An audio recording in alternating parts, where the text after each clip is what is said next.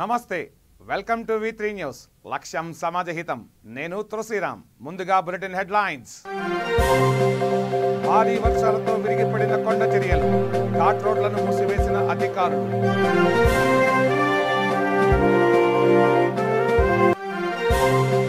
పురుగుల మందు తాగి ఆత్మహత్యాయత్నం టీడీపీ కార్యకర్తల పరిస్థితి విషమం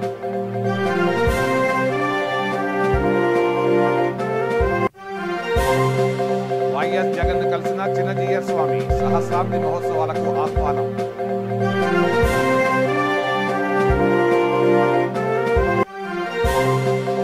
నీటి ప్రవాహంలో కొట్టుకుపోయిన వృద్ధుడు తక్షణమే స్పందించి కాపాడిన పోలీసులు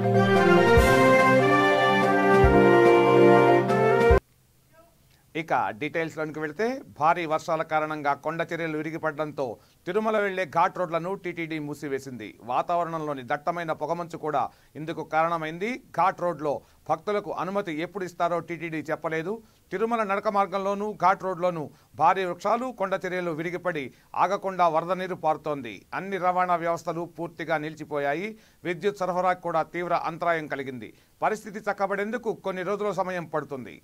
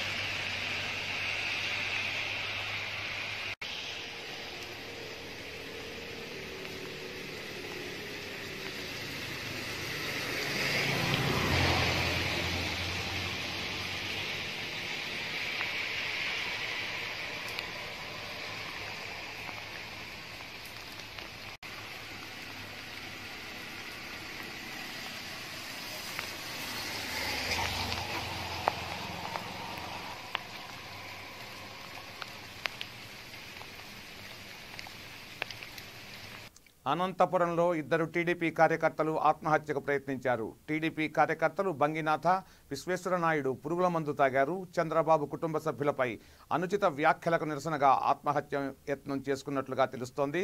ఇద్దరిని ఆసుపత్రికి తరలించారు. స్థానిక అంబేద్కర్ విగ్రహం దగ్గర ఈ ఘటన జరిగింది. పరిస్థితి విషమించడంతో మెరుగైన వైద్యం కోసం బెంగళూరుకు తీసుకువెళ్లారు. పోలీసులు కేసు నమోదు చేసి దర్యాప్తు చేస్తున్నారు.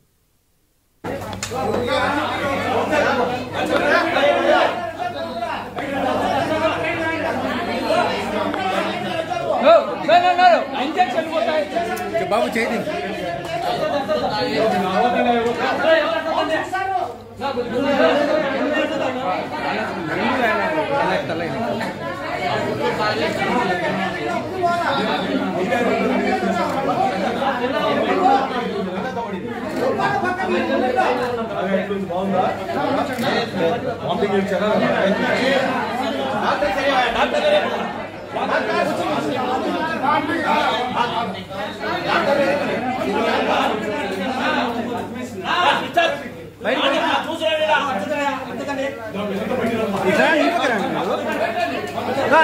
అందరూ బయట పడి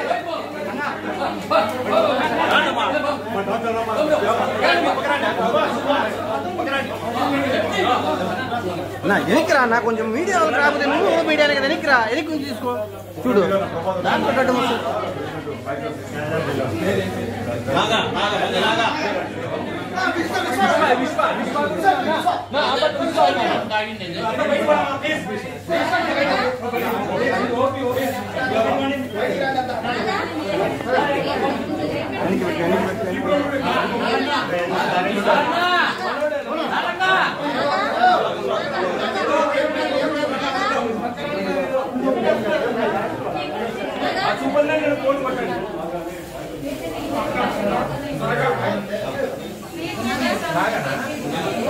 బయటికి వాడిని అందరూ బయటికి వాడిని కొంతమంది ఉన్నాడు ఇక్కడ డాక్టర్లకు అవకాశం ఏంటి పక్కన రండి మీరు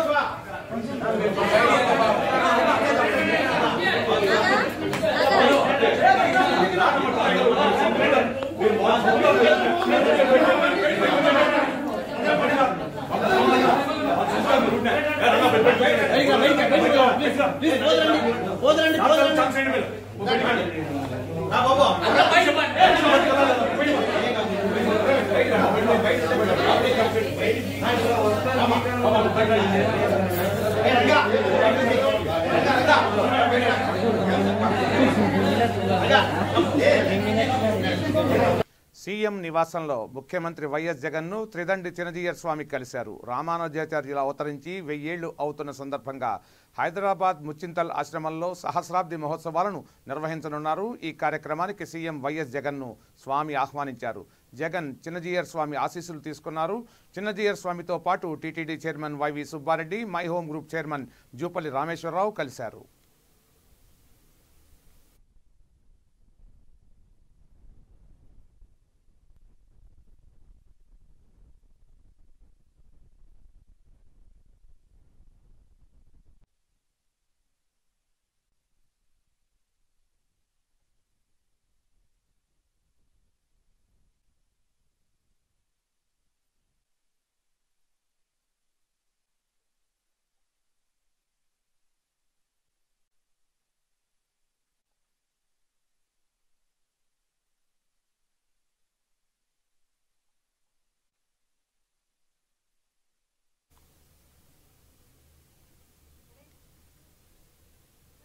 కడప జిల్లా రాజంపేటలో వరద ప్రభావిత ప్రాంతాల్లో ఎన్డీఆర్ఎఫ్ బృందాల గాలింపు కొనసాగింది. వరద తగ్గుముఖం పట్టడంతో రాత్రి నుండి మందపల్లి, పులపుత్తూరు గ్రామాల్లో గాలింపు చర్యలు ప్రారంభించారు. వరదల వల్ల కొన్ని కుటుంబాలు గల్లంతయ్యాయి. పెద్ద ఎత్తున ప్రాణ నష్టం జరిగింది.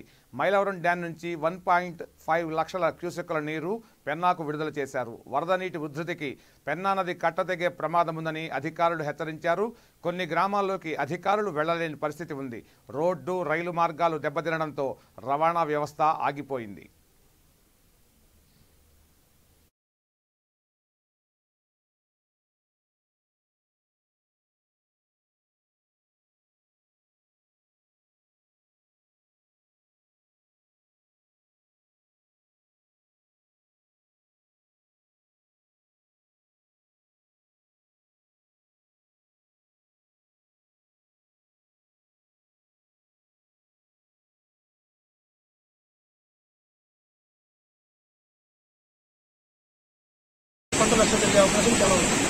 అంటే ఎవరికైనా ఖాళీ చేయించారు సార్ అక్కడ ప్రాంతం? ఇక్కడ ఎక్కడైతే ఎఫెక్ట్ అయ్యే అవకాశం ఉందో ఆ ఇళ్ళన్నీ కూడా ఖాళీ చేస్తున్నాము.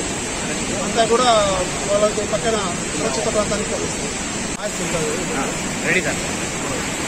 మైలవరం డ్యామ్కి ఇప్పుడు ఈ వరద వల్ల ఈ వచ్చిన తుఫాను వల్ల వరద వచ్చిన వల్ల ఇప్పుడు ప్రజెంట్ గండికోట నుంచి 1,60,000 క్యూసెక్ వాటర్ మైలవరం డ్యామ్లోకి వస్తున్నాయి. దాన్ని అదేవిధంగా అంతే వాటర్ కిందికి Penna river lake Mylavaram dam నుంచి గేట్స్ మొత్తం ఎత్తేసి వదులుతున్నారు. అందులో భాగంగా ఇప్పుడు ఇక్కడ మొత్తం వాటర్ ఫ్లోటింగ్కి ఈ మైలవరం డ్యామ్ కింద ఉన్న ఈ కట్ట ప్రొటెక్షన్ వాళ్ళకి మట్టి కట్ట ఉండడంతో కొద్దిగా ఈ సైడ్ తీసుకోవడం జరుగుతుంది. దీనికోసము ఇప్పుడే మొత్తం అంతా జేసీబీలతో పిలిచి రాళ్ళు తీసుకొచ్చి వేయాలని ప్రయత్నం చేస్తాను. మట్టి కింద బేస్ అయితే కాంక్రీట్ బేస్ ఉండేటుంది. కాకపోతే మట్టి పైన తగ్గుతా పోతుంది ఫోర్స్ కట్టుకోలేక వాటర్ తగ్గితేగిన. అనంతపురం జిల్లా పామిడి పెన్నా నదిలో ప్రమాదవశాత్తు కాలు జారిపడి నీటి ప్రవాహంలో కొట్టుకుపోతున్న ఓ వృద్ధుణ్ణి పోలీసులు రక్షించారు. బ్రహ్మసముద్రం మండలం బుడుసుపల్లికి చెందిన జనార్దన్ నీటి ప్రవాహంలో కొట్టుకుపోతున్నాడని స్థానికులు పామిడి సీఐకి సమాచారం ఇచ్చారు. తక్షణమే స్పందించిన సీఐ ఈరన్న ఆధ్వర్యంలో ఎస్ఐ షేక్ చాంద్ బాషా, కానిస్టేబుల్ నాగార్జున, బాబయ్యలు సంఘటనా స్థలానికి చేరుకున్నారు. ప్రాణాపాయ స్థితిలో నిస్సహాయుడైన జనార్దన్ను ప్రాణాలతో కాపాడి తమ మానవత్వాన్ని చాటుకున్నారు.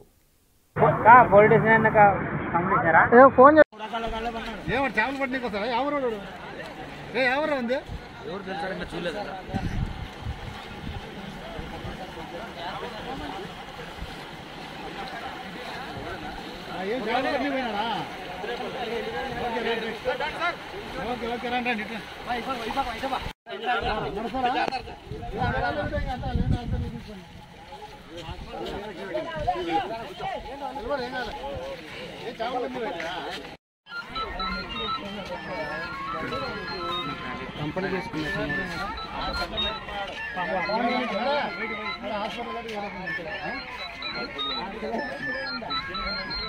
జీప్ రమ్మనండి ఆ జీప్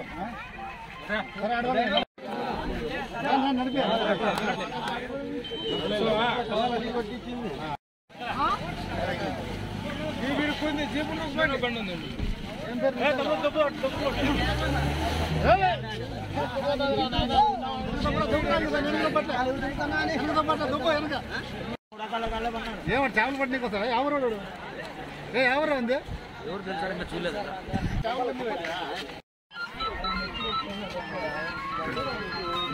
కంపెనీ చేసుకున్నారు. తిరుపతి నగరాన్ని స్మార్ట్ సిటీ అని చెప్పుకోవడానికి సిగ్గుచేటుగా ఉందని సిపిఐ ఎమ్మెల్యే న్యూ డెమోక్రసీ జిల్లా కార్యదర్శి హరికృష్ణ అన్నారు. నారాయణపురంలో నీట మునిగిన ఇళ్లను ఆయన పరిశీలించారు. ఇంటింటికి వెళ్లి వారి సమస్యలను అడిగి తెలుసుకున్నారు. ఇళ్లలోకి నీళ్లు రావడంతో తాము తీవ్ర ఇబ్బందులు పడ్డామని స్థానికులు తెలిపారు. అధికారులు, ప్రజాప్రతినిధులు తమ వద్దకు రాలేదని వాపోయారు. ముందస్తు చర్యలు తీసుకోవడంలో ప్రభుత్వం విఫలమైందని ఎమ్మెల్యే మండిపడ్డారు. బాధితులకు నష్టపరిహారం అందించాలని డిమాండ్ చేశారు. చేయడం ఇదే నా పరిస్థితి కాబట్టి వెంటనే వీటన్నిటిని మార్పు చేయాలా. అదేవిధంగా ఈరోజు దాదాపు చాలా కాలనీల్లో ఇప్పుడు నేను చెప్పిన కాలనీలన్నింటిలో అన్నాలకు లేకుండా పస్తున్నారు. వాటి కరోనా సమయంలో ఏ విధంగా అయితే వండి పెట్టారో ఆ విధంగా వెంటనే వాళ్ళందరికీ భోజన సౌకర్యాలు కూడా ఏర్పాటు చేయాలి. నష్టపోయిన వాళ్ళకి నష్టపరిహారం కట్టించాలి. వీటన్నిటికన్నా మించి శాశ్వత ప్రాతిపదికన చర్యలు చేపట్టాలి. దానికి వెంటనే టీటీడీ ఒక 500 కోట్లు కేటాయించాలి. అదేవిధంగా రాష్ట్ర ప్రభుత్వం 500 కోట్లు కేటాయించాలి. మున్సిపాలిటీ ఒక 100 కోట్లు కేటాయించి కనీసం 1000-1500 కోట్ల రూపాయలతో శాశ్వత ప్రాతిపదికన యుద్ధ ప్రాతిపదికన చర్యలు చేపట్టాలి. దానికి సంబంధించిన మేధావులు, ఇంజనీర్లు అందరితో చర్చించి చేయించాలని చెప్పని మేము ఈరోజు మేము ఐఎఫ్టీయుగా సిపిఐఎంఎల్ న్యూ డెమోక్రసీగా ఈరోజు మేము ప్రభుత్వాన్ని అదేవిధంగా అధికారులని డిమాండ్ చేస్తున్నాం. కనీసం ఏ అధికారులు పర్యటించాలి. ఇప్పుడు రాష్ట్రం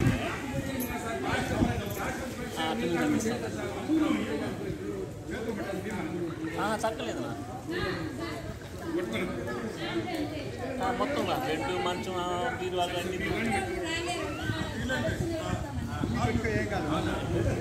విలేజ్లో ఉన్నాము, కింద గ్రౌండ్ ఫ్లోర్లో ఉన్నాము. ఏమి చేస్తాం, సర్దుకోవడానికి టైం కూడా లేదు. ఇంకా ఉన్న వాటిని సర్దుకొని మెడిసిన్స్ మాత్రం తీసుకొని పైకి వెళ్ళాము. ముఖ్యంగా దీనికి కారణం అసలు పూర్తిగా నిన్నటి నుంచి మమ్మల్ని ఎవరు విజిట్ చేయలేదు, మమ్మల్ని ఎవరు విచారించలేదు. కనీసం ఏదైనా వండుకోవడానికి కూడా మాకు ఎలాంటి ఫెసిలిటీ లేదు. అట్లానే మేము ఏ సత్రానికి వెళ్ళలేం కదా. సొంత ఓన్ హౌసెస్ వదిలేసి కిందంతా నీళ్లు ఉన్నాయి వదిలేసి ఎక్కడికి వెళ్ళలేని పరిస్థితి. మమ్మల్ని మేము సేఫ్ సైడ్ చేసుకోవడానికి పైకి వెళ్ళిపోయాము. ముఖ్యంగా మహతి వాళ్ళ అక్కడ గ్రౌండ్ ఉంది, అక్కడ వచ్చిన నీళ్లు మొత్తం మా పక్కకు ఫ్లో చేసేస్తారు, మొత్తం ఇటువైపే వచ్చేస్తాయి. కానీ దాన్ని ఎవరు ప్రొటెక్ట్ చేయాలని ఎవరు కూడా అనుకోలేదు. కాబట్టి మాకు ఒక సెక్యూరిటీ ఇది ముఖ్యంగా. ఇట్లాంటిది ఇంకా మరలా కూడా ఆఫ్ రావడానికి కూడా అవకాశాలు ఉన్నాయి. కాబట్టి మేము కూడా భయపడుతున్నాం. ఈ ప్రాంతంలో ఉండాలన్నా మాకు భయమే కదా. కాబట్టి మా విజ్ఞప్తిని మీరు అంగీకరించవలసిందే కోరుతున్నాను. కమిషనర్ అధికారులకు, తిరుపతి మున్సిపల్ కమిషనర్ అధికారులకు ఒక విజ్ఞప్తి. మేము తిరుపతి నారాయణపురం ఫస్ట్ వీధిలో ఉంటున్నాం. టీటీ పద్మావతి కళ్యాణ మండపం బ్యాక్ సైడ్ 22 సంవత్సరాలకే ఇక్కడ కాపురం ఉంటున్నాం. మేము ఇంత పరిస్థితి ఎప్పుడు మాకు రాలేదు. కానీ ఎందుకు వచ్చిందంటే ఈ అతిరాజ్య మఠం వాళ్ళకి ఇంతకుముందు న్యూస్ పేపర్లో వచ్చిన న్యూస్ను బట్టి కమిషనర్ గారు మేము అతిరాజ్య మఠం వాళ్ళకు నోటీస్ ఇచ్చాము, వాళ్ళు యాక్షన్ తీసుకుంటారన్నారు.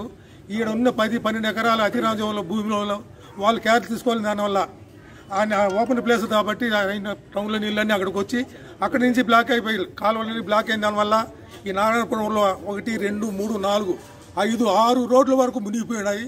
మా ఇంట్లో అంతా నీళ్లు నిన్న సాయంత్రం 4 నుంచి ఇప్పటి వరకు 4 అడుగులు 5 అడుగులు నీళ్లు ఉన్నాయి మా ఇంట్లో. ఇప్పటికైనా అధికారులు. విజయనగరం ఏజెన్సీలో అర్ధరాత్రి ఏనుగుల గుంపు బీభత్సం సృష్టించింది. కొమరాడ మండలం గంగిరేగు వలస వద్ద రైల్వే గేటు విర్రగొట్టి గ్రామాల్లోకి వచ్చేందుకు ఏనుగులు ప్రయత్నించాయి. గ్రామస్తులు భయాందోళనకు గురయ్యారు. ట్రాక్టర్ల సహాయంతో స్థానికులు ఏనుగులను ఇతర ప్రాంతాలకు మళ్లించారు. దీంతో పెను ప్రమాదం తప్పింది.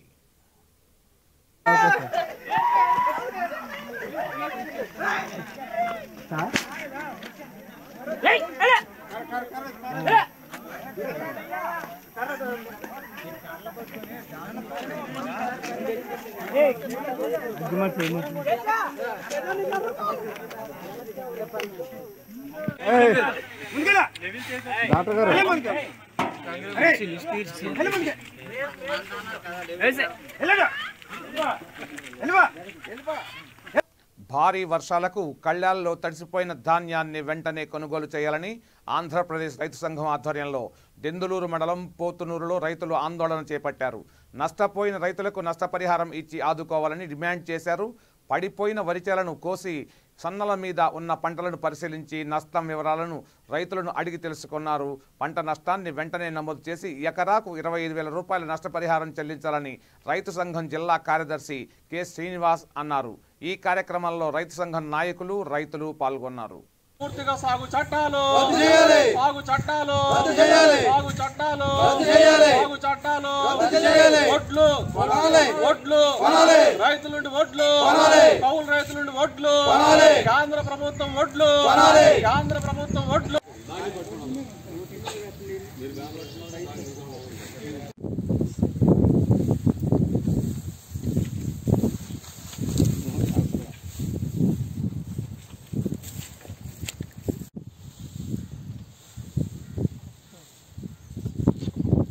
వారు లక్ష్మీపురంలోని నా పేరు లంకా వెంకటేశ్వరరావు. కోత కోయడం వల్ల అకాల వర్షాల వల్ల మా చేలోని పంటలోని మామూలుగా మొక్కలు వచ్చేసాయి.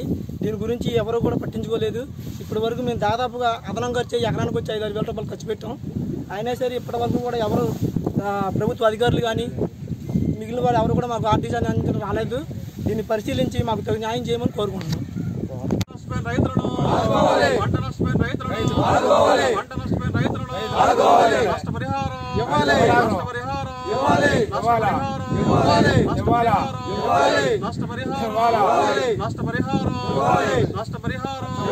తడిచిన దాన్ని వెంటనే వెంటనే తడిచిన దాన్ని వెంటనే తడిచిన దాన్ని వెంటనే తడిచిన దాన్ని వెంటనే తడిచిన దాన్ని వెంటనే ఎకరాకి 20,000 రూపాయల నష్టపరిహారం ఎకరాకి 20,000 రూపాయల నష్టపరిహారం ఎకరాకి 20,000 రూపాయల నష్టపరిహారం.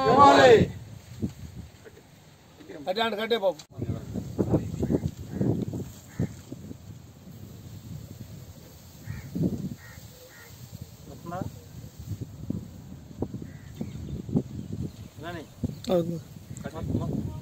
తిరుమల శ్రీవారి ఆలయంలో శుక్రవారం రాత్రి కార్తీక మాస పౌర్ణమి గరుడ సేవ జరిగింది.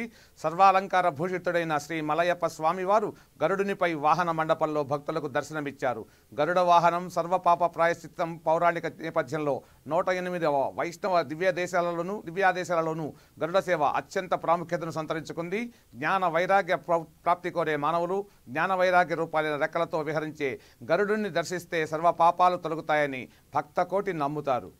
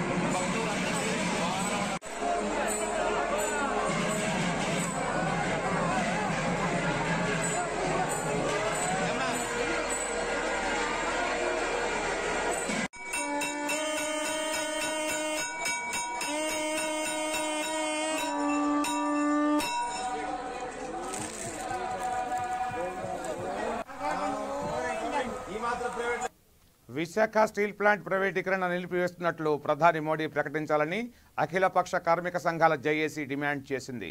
విశాఖ నగరంలో కేంద్ర ప్రభుత్వ నిర్ణయానికి వ్యతిరేకంగా నిరసన కార్యక్రమం చేపట్టింది. దేశ రాజధాని ఢిల్లీలో రైతు చట్టాలకు వ్యతిరేకంగా రైతులు చేసిన దీక్షలు విజయవంతం అయినందుకు రైతు సంఘాలను కార్మిక నాయకుడు గంగారాం అభినందించారు. ప్రధాని మోడీ ఇప్పటికైనా స్టీల్ ప్లాంట్ ప్రైవేటీకరణ ఆపాలని, విద్యుత్ సంస్కరణలు చేపట్టకూడదని కోరారు. స్టీల్ ప్లాంట్ కు వ్యతిరేకంగా పోరాడదాం. రైతుల పోరాట స్ఫూర్తితోటి స్టీల్ ప్లాంట్ ప్రైవేటీకరణకు వ్యతిరేకంగా పోరాడదాం. స్టీల్ ప్లాంట్ ప్రైవేటీకరణ ఆపాలి. ఈ పార్లమెంటు సమావేశంలో స్టీల్ ప్లాంట్ ప్రైవేటీకరణ చేయమని ప్రకటన చేయాలి. కాపాడుకుందాం. రైతుల పోరాట స్ఫూర్తితోటి స్టీల్ ప్లాంట్ ని కాపాడుకుందాం. వర్ధిల్లాలి కార్మిక కర్షకుల ఐక్యత. వర్ధిల్లాలి కార్మిక కర్షకుల ఐక్యత. 3 నల్ల చట్టాలు వ్యతిరేకంగా పోరాడి విజయం సాధించిన రైతులకు జేజేలు. ఖబర్దార్ పాలకులారా, రైతుల జోలికి కార్మికుల జోలికి రావద్దు. ప్రజా వ్యతిరేక విధానాలు ఇప్పటికైనా మోడీ వదలాలి. ప్రజా వ్యతిరేక విధానాలు మోడీ ఇప్పటికైనా వదలాలి. దేశాన్ని అమ్మే చట్టాలు రద్దు చేయించిన రైతులకు జేజేలు. దేశాన్ని అమ్ముతున్నారు. ఎం జగ్గునాయుడు, విశాఖపట్నం అఖిలపక్ష కార్మిక సంఘాలు ప్రజా సంఘాల జేఏసీ చైర్మన్. కేంద్రంలోని మోడీ ప్రభుత్వం రైతాంగానికి, ప్రజలకి, దేశానికి, వ్యవసాయ రంగానికి నష్టదాయకున్నటువంటి 3 నల్ల చట్టాలు తీసుకొస్తే ఈ నల్ల చట్టాలకు వ్యతిరేకంగా సింహాల్లా దేశ రైతాంగం గత సంవత్సర కాలం నుంచి పోరాడి విజయం సాధించారు.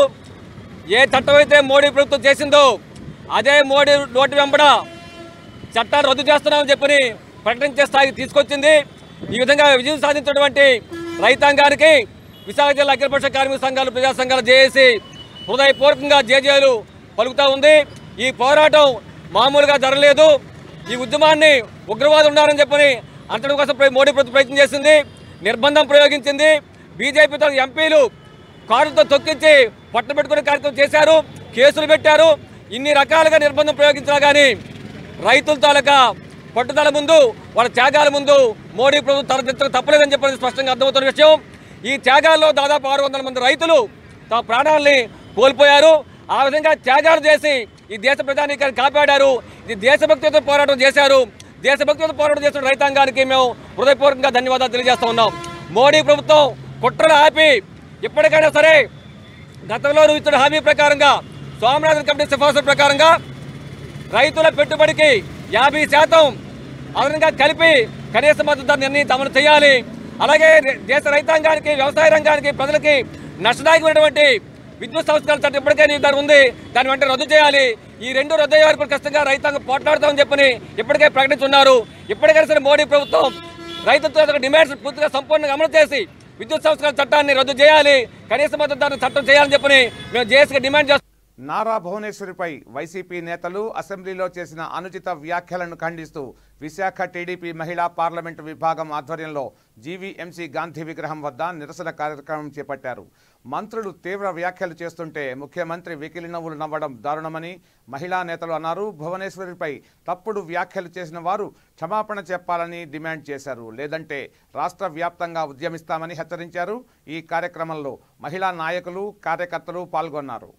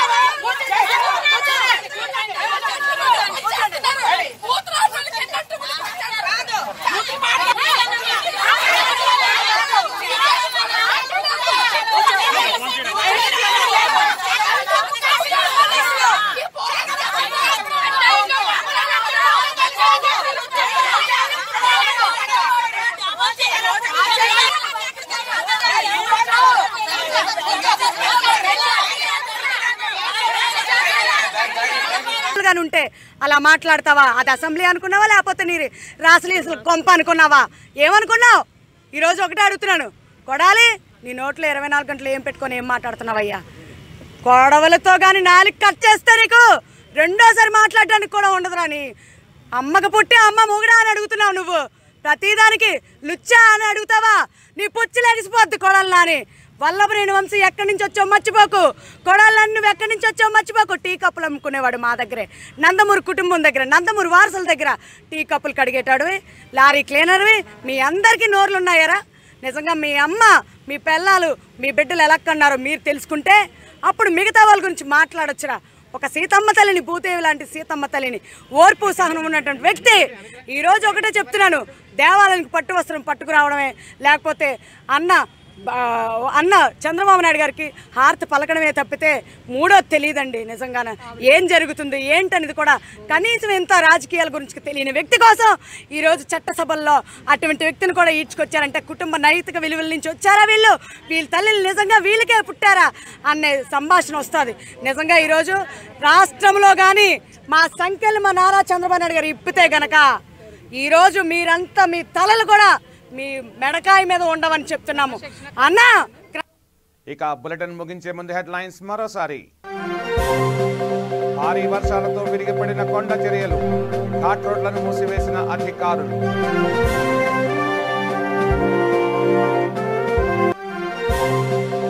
పురుగుల మందు తాగి ఆత్మహత్యాయత్నం, టీడీపీ కార్యకర్తల పరిస్థితి విషమం.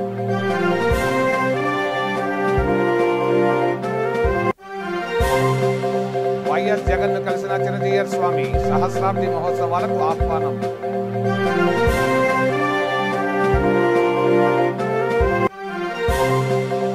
నీటి ప్రవాహంలో కొట్టుకుపోయిన వృద్ధుడు, తక్షణమే స్పందించి కాపాడిన పోలీసులు.